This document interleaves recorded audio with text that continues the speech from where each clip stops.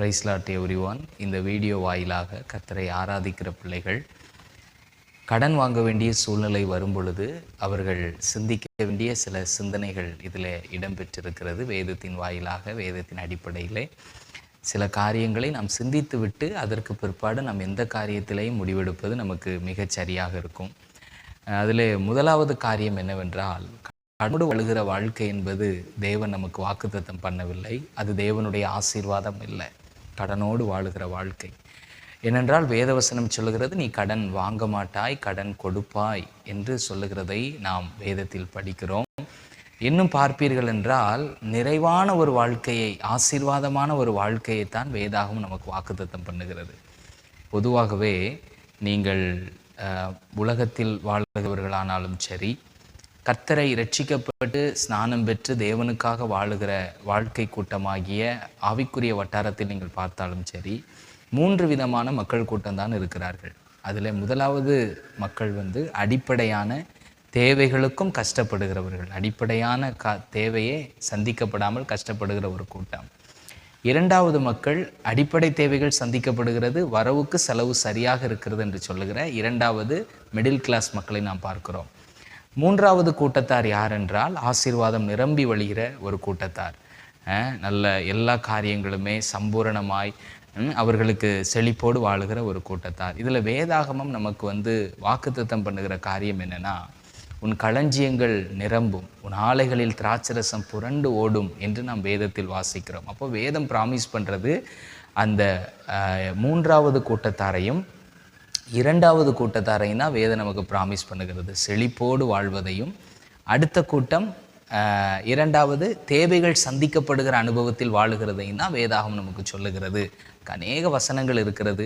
பேதுருவிடத்தில் இயேசுநாதர் சொல்லும் பொழுது சொன்னார், இம்மையிலே துன்பங்களோடு கூடிய நூறத்தனையான ஆசீர்வாதம் என்று சொன்னார், இம்மையிலேயே. அடுத்து 1 தீமோத்தேயு 6:17 சொன்னார், நாம் அனுபவிப்பதற்கு சகலவிதமான ஆசீர்வாதங்களையும் சம்பூரணமாய் கொடுக்கிறவர், ஃபார் அவர் என்ஜாய்மெண்ட் என்று இருக்கிறது. நாம் அனுபவிப்பதற்கு சகலவிதமான ஆசீர்வாதங்களையும் சம்பூரணமாய் கொடுக்கிறவர் நாம் ஆராதிக்கிற ஆண்டவராம் இயேசு.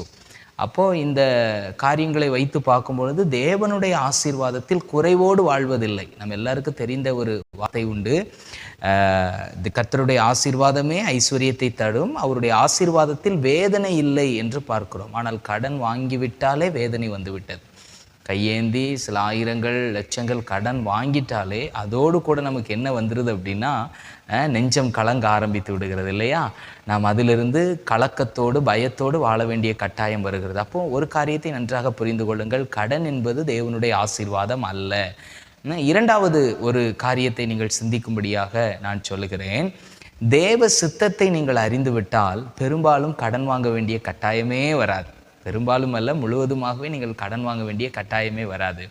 பாருங்கள், நாம் கடன் வாங்குவதற்கு நாம் முயற்சி எடுக்கிறோம், கடன் வாங்க போகிறோம். போவதற்கு முன்பாக என்ன கடன் வாங்குகிறோம்? இந்த காரியத்தை நான் வாங்க வேண்டும், இதை நான் செய்ய வேண்டும் என்கிற ஒரு காரியம்தான் நம்மை கடன் வாங்குவதற்கு நேராக தள்ளுகிறது. இதில் நீங்கள் தேவனுடைய சித்தத்துக்கு அமர்ந்திருந்து காத்திருந்தால் 2 காரியங்கள் நடக்கும். ஒன்று, தேவனுடைய சித்தமாக இது இருக்குமானால் ஆண்டவர் சொல்வார், இது என்னுடைய சித்தம், நீ கடன் வாங்க வேண்டாம், you have to wait some time, நீ கொஞ்ச காலம் காத்திரு, நானே இதற்கான வழிகளை திறந்து உன்னை அழகாக நடத்துவேன் என்று கர்த்தர் சொல்லுவார்.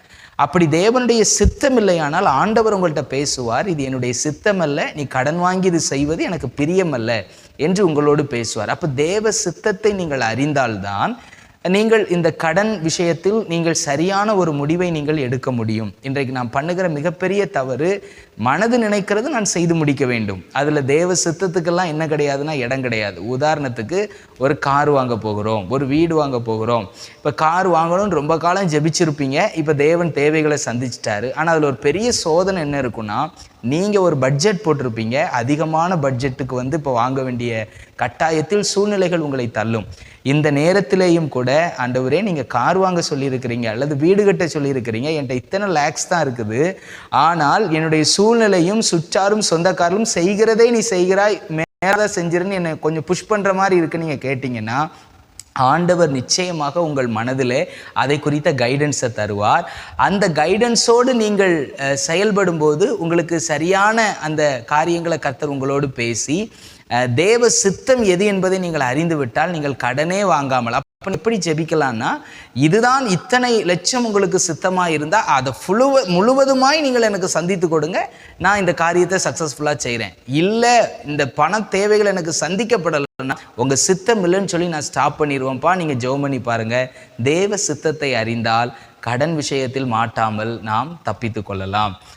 மூன்றாவது ஒரு காரியம் என்னவென்றால், இந்த கடன் காரியங்களை குறித்து வேதாகம் சொல்லுகிற ஒரு விஷயம் என்னென்னா, விசுவாசத்தை வளர்வதற்கு இந்த கடன் காரியங்கள் நமக்கு தடையாக இருக்கும். ஒரு காரியம், எனக்கு பண விஷயங்கள் எனக்கு வேண்டும், பணத்தை இப்போ என் கையில் இருந்தால் தான் ஒரு காரியத்தை நான் செய்ய முடியும். திருமண காரியங்களோ இல்லைங்களா, பிஸ்னஸ் விஷயமோ, எல்லா காரியங்களும், பில்டிங் கட்டுமான பணியோ, நம்முடைய ஆசீர்வாதத்துக்கு எதுவாக எது செய்தாலும் நம்ம கையில் என்ன இருக்கணும்னா பணம் இருக்க வேண்டும். இப்போது இங்கே பாருங்களேன், நம்ம செய்யக்கூடிய ஒரு காரியம் என்னென்னா, விசுவாசத்தில் காத்திருந்து தேவன் சந்திக்கும் போது நான் செய்வேன் என்கிற உறுதியாக இருக்கிறோமா, அல்லது விசுவாசத்துக்கு மாறாக தேவனுடைய கரத்தை பார்க்காமல் இன்னொருவருடைய கரத்தை நாம் பார்க்கிறோமா? நீங்கள் வேதம் முழுவதும் நீங்கள் வாசித்தால் தேவனுடைய கையையே எங்களுடைய கண்கள் நோக்கி இருக்கும். தேவன் இரக்கம் செய்கிற வரைக்கும் தேவனை தான் நாங்கள் பார்ப்போம் என்று வாசிக்கிறோம். அப்போது வேதத்தில் அடிப்படையாக சொல்லுகிறது என்னென்னா விசுவாசம். பொருளாதாரத்திலையும் விசுவாசம் ரொம்ப அவசியம். கர்த்தர் சந்திப்பார், கர்த்தர் இதை செய்வார் என்று காத்திருக்க வேண்டியது அவசியம். இதுக்கு மிகப்பெரிய எதிரியாக அமைகிற ஒரு காரியம் தான் என்னென்னா, மாம்சீகத்தில் நாம் ஓடி கடனை நாம் சம்பாதித்து கொள்ளுகிற ஒரு காரியம். இன்னொரு மனிதனுடைய கையை, இன்னொன்று ஃபினான்ஷியலுடைய ஸ்தோத்திரம், ஒரு கையை நாம் சார்ந்து கொண்டு தேவ கரத்தை விட்டு விடுவது விசுவாசத்தில் வளரவே முடியாது. இந்த கடன் விசுவாசத்தில் வளர்வதற்கு மிகப்பெரிய எதிராளி. நான்காவது ஒரு காரியம் என்னவென்றால், நமக்கு கடன் வாங்கவில்லை, ஆனால் மற்றவர்களுக்கு கடன் பட்டுட்டாங்களே, அவர்களை காப்பாற்ற வேண்டும் என்று கடனில் பிணைபடுகிறோம். நீங்கள் இன்னொருவருக்காக கடனில் பிணைபடுவது என்பது வேதாகமம் அனுமதிக்காது என்பதுதான் உண்மை. ஏனென்றால் நீங்கள் வேதத்தில் வாசித்தால் வேதம் என்ன சொல்லும் தெரியுமா? அவன் வேதனைப்படும் போது உதவி செய்யணும். பிரதர், நீங்கள் உதவி செய்யக்கூடாதுன்ற மாதிரி சொல்கிறீங்களேன்னு உங்களுக்கு கேள்வி இருக்கலாம். நாம் உதவி செய்ய வேண்டும். உதவி எப்படி தெரியுமா செய்யணும்?